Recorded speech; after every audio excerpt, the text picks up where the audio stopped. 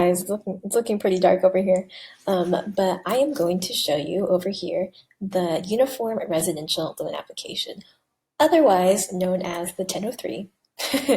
And this is just your basic loan application that you would need to fill out most of the information for when you apply for a loan. And so here are the 6 pieces of information that you would need in order to start a loan application. So right here, it is your name, and if there's going to be a co-borrower, the co-borrower's name. The second piece of information is the consumer's social security number. So that's right here.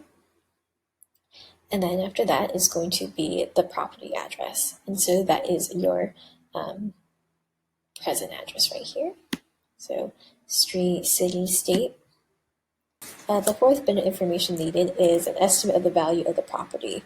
It's not listed on here as an item to complete on this application, but it's one of those bits of information that we need to know, and that is in regards to the subject property. And so the subject property, for example, could either be the property that you're thinking of purchasing, or it's just the property that you're looking to refinance. The fifth bit of information is the loan amount that you would like. So that would be right over here. And then the last bit of information is your income, as well as co-borrower's income, if there is a co-borrower. And so the income section is basically right over here. Right over here. And so, yeah, let's take a look. So yeah, that's the 6 bits of information that we would need to start your loan application. But there is obviously a lot more that goes to it. Let's look at the first part, type of mortgage in terms of loan. Obviously, like that's going to be talking about, what mortgage you're going to be applying for. VA, FHA, conventional, USC, rural, other. You already know your loan amount goes here. The interest rate obviously is here. Number of months.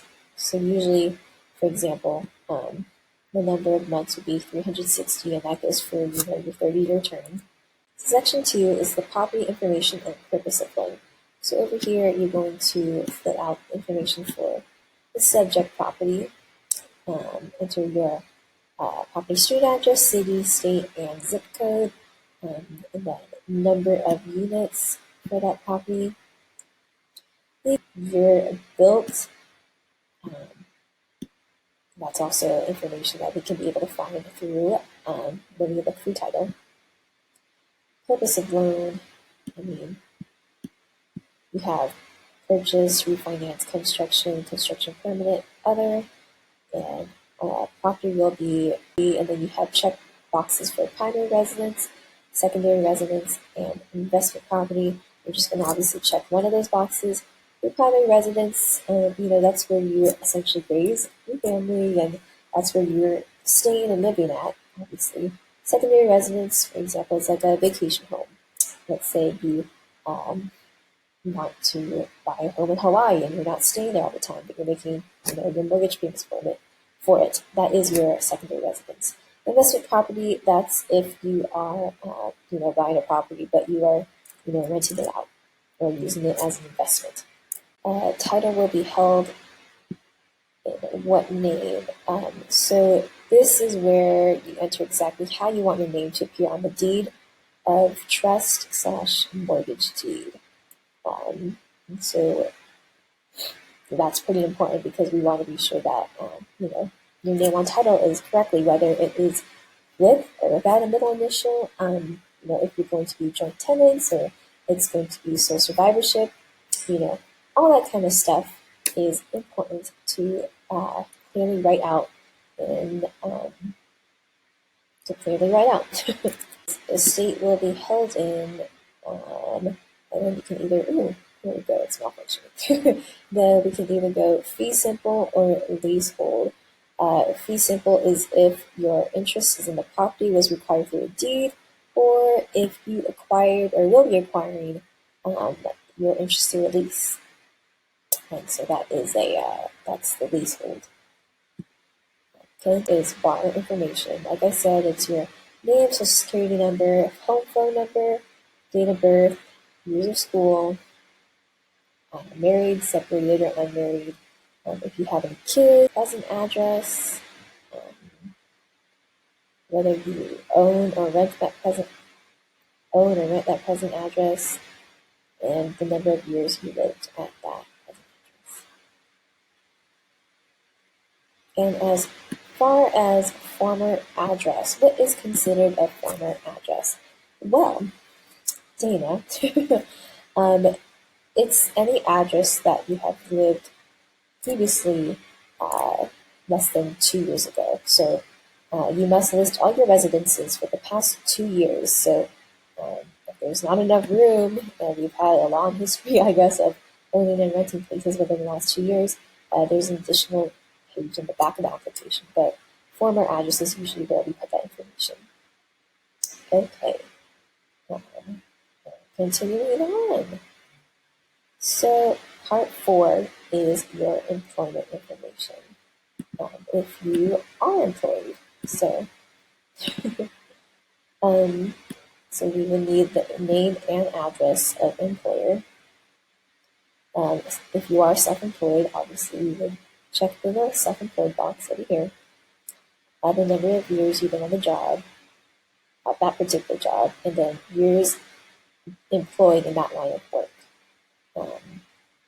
Your position, title, and type of the business, and your business phone number. So business phone number, we will most likely ask for your HR contact person. And yes, once it gets closer to closing the file, we will be asking for a verification appointment. So we will probably reach out to that HR contact person. So that number is extremely important, just so you know.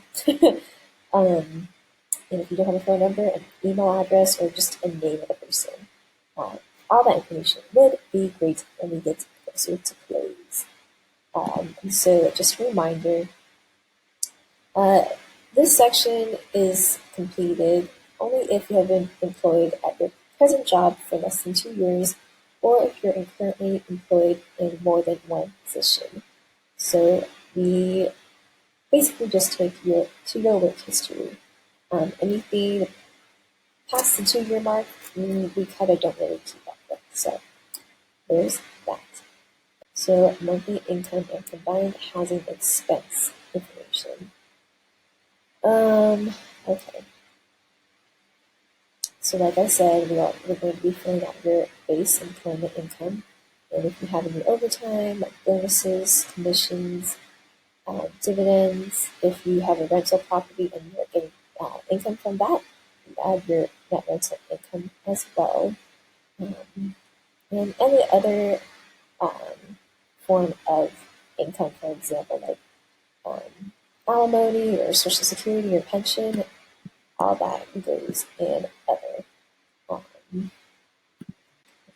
As far as your combined monthly housing expenses go, we will be asking you about your residence mortgage payment, as well as if you're impounding taxes and insurance, and if there are any HOA fees, homeowner association dues.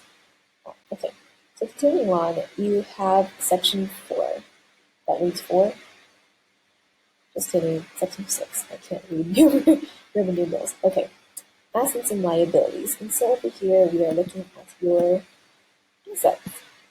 This is where we put in whatever bank accounts that you have, one of account number, and the total balance, most updated balance you have.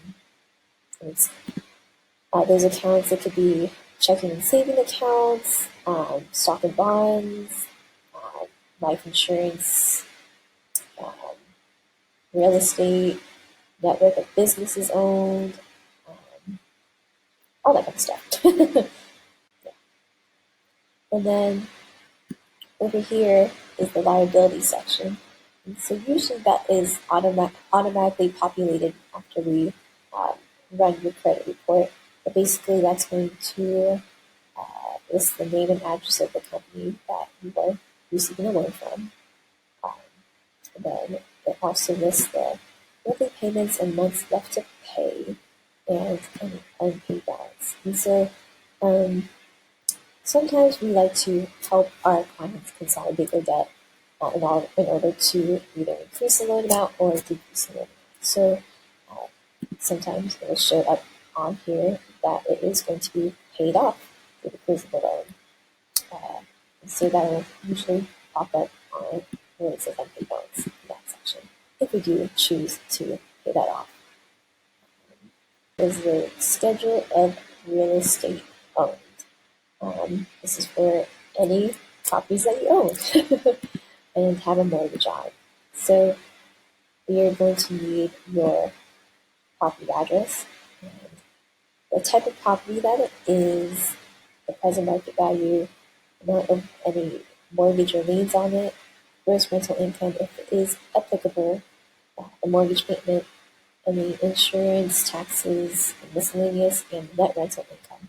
Again, um, if you receive rental income, is section 8, and it is the declarations page.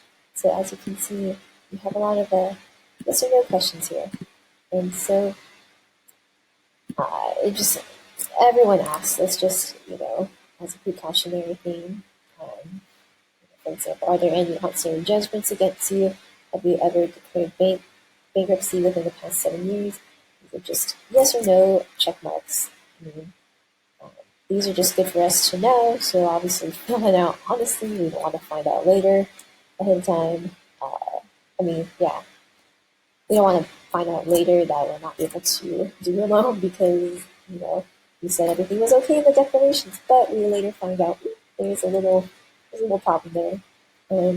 So yeah, fill that out. As that's pretty much answering the loan application. Normally, the LO fills this out and takes the loan application on the phone. And if they want to be extra due diligent, if that's a word, they send the loan application once it's been filled out, and the clients just review it. And if there is any missing information, the client lets the LO know, just so the client doesn't have to write all the answers or type all the answers at once. Yeah. So the last part is the acknowledgement and agreement section. That's where the borrower signs, and as well as dates. Right over here. I don't know why it's not highlighting, but that is okay. And then this is just information for government monitoring purposes, just based on ethnicity, race, sex, and just basic questions, nothing too crazy. So yeah, pretty much that's it. Whenever I take a loan application over the phone, it probably takes not that long, probably like 15-20 minutes. Obviously you want to chat with the buyer and see how they're doing. But it really doesn't take that long to fill it out. It's just kind of like a getting to know you kind of thing. But yes, that is a look at the Uniform Residential Loan Application, the 1003. If you have any questions, let me know in the comments. Thanks, guys.